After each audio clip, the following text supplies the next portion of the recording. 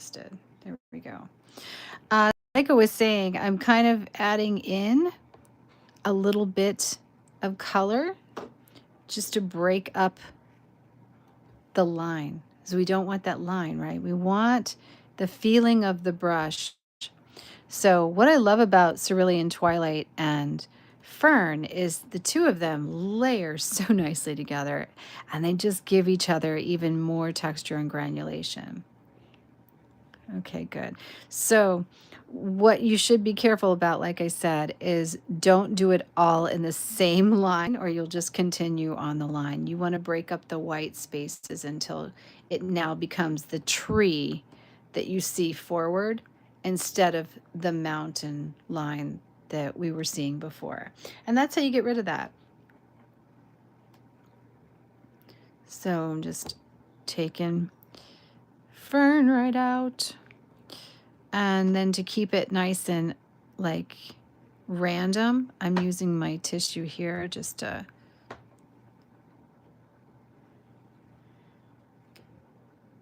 keep the texture nice and not too blotty, you know, not too bold. I want to like pick it up unevenly. There, perfect. I love it. So pretty. Yeah. Okay. So any area now that I'm seeing that could use a little darker tree trunk, like maybe on this side, this is a good time to put it in so that you have those darker, more weighted areas. And like this particular tree that is more in the focal point, it's good for it to be a bit darker.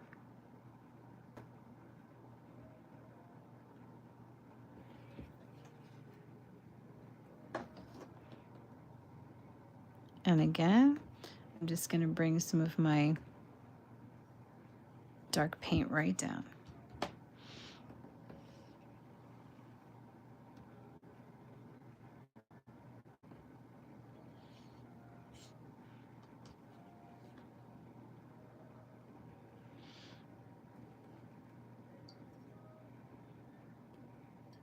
So I'm taking paint, dipping it in there, and I'm just going to kind of go unevenly here.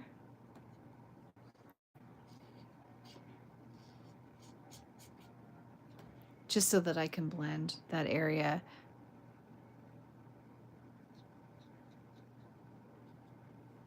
Awesome. Now here I can actually give it a little bit of water. So let's take our angular brush and we're grabbing just a little bit of water. And the reason why I'm doing it with this brush is because I want it to continue with the dry brushing look across. So this doesn't hold a lot of water and it won't leave globs of water. And I can just kind of go across here and give it a little more depth of color in some areas, you know, just kind of drag things across.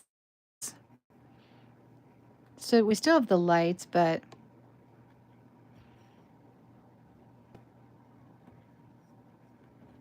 just gives us more. And we can even do it over here too. Now I don't want to do it too much over my reflection because I don't really want to break up my reflection too much. But I also want to kind of reflect that there is water there. So I'm kind of being really, really careful with the lights and the darks and letting this be more light over here and this be a little more darker. And that's good. I don't know if I want to be fussy, maybe pull a little bit of blue in this area because if I have too much white over here, yeah, that's pretty. All right. Now this kind of looks like it's part of here, so just so you can see how to take this out, we're just going to wet it, and that's going to dry it a little bit. And then where it meets the mountain, we're actually going to rub it and then just take it out. And that will help set that back if it's just too dark. So you can always do this with your paintings. You can always go back later and just wet little areas if you feel like you want to remove some color. Really highly staining colors, of course, they're going to give you a lot of trouble and heartache, but if it's not highly staining, you can usually work with it pretty well. Love this color. Storm is just such a gorgeous color. And mixing that with Twilight Cerulean, ugh, I love the cerulean blue in this. Yeah. I'm just kind of giving it a little more layered look. I don't know. I keep avoiding this and I don't know why, because I actually don't want it to be bright there. This doesn't make any sense for it to be bright there. So we're just going to give it cerulean and then hit it here. Good. Love it.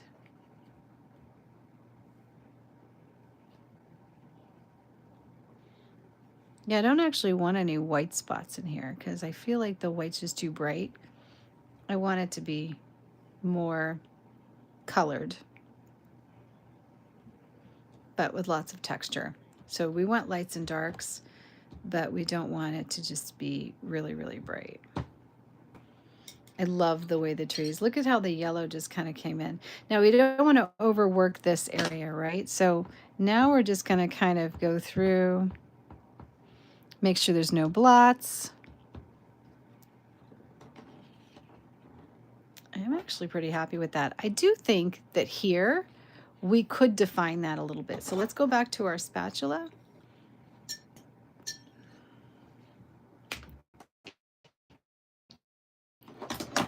And again, as this dries, just keep wetting. It's really dry here right now, you know, as we're in winter, so very dry. My paper dries so fast this time of year. Okay, so I'm going to wet my spatula. And I'm going to take a little bit of my green. And I'm going to load it onto the edge. And then I'm just going to go right across. Okay, so now we have that really harsh line. Just kind of move it up.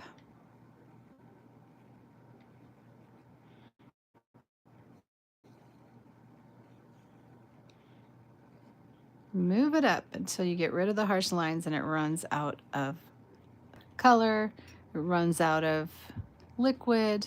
It's just going to make it better. It's not going to ever like make it worse. Well, not with my watercolor. I don't know. This is where like you don't want any fillers, right? Because if your watercolor has too many fillers, even its own color can mess it up.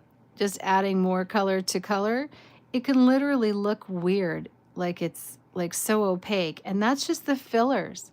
It's almost like you know, they use talcum powder in the cheaper ones, and they use sodium bicarbonate in the expensive watercolors, and it's really just part to make it less expensive because the pigments are very expensive, and then part just to get it to be a little more, you know, commercial grade, because these things have to not be moldy. They have to sometimes sit on the shelf for a very long time. It's not like, you know, my customers are buying the watercolor and using it right away. So they're not hanging on to it. They're running out of watercolor before they reach the next season. They're very active painters like myself. I love this. It's so pretty. So again, like if you feel like this is too even, right? Just hit it again. Wet your spatula. Get some color. You can load it down onto the water and break it up. Great, right? So pretty. So see how that is? I just changed that line very, very easily. Okay, so there we are. There we have it. Our beautiful landscape, combination of all kinds of things. So you learned a little bit about reflection, you learned a little bit about texture, depth of color, depth of field, building up the colors, even working wet on wet versus working wet on dry. I hope you guys enjoyed the live stream. Thank you for being one of my subscribers. I really appreciate it. And yeah, I will see you guys again soon. If you decide to paint this one, please come over to Facebook and share it. I will come back and leave a link in the description box of where you can share it if you're new and don't know about the Facebook group. Talk to you soon. Bye.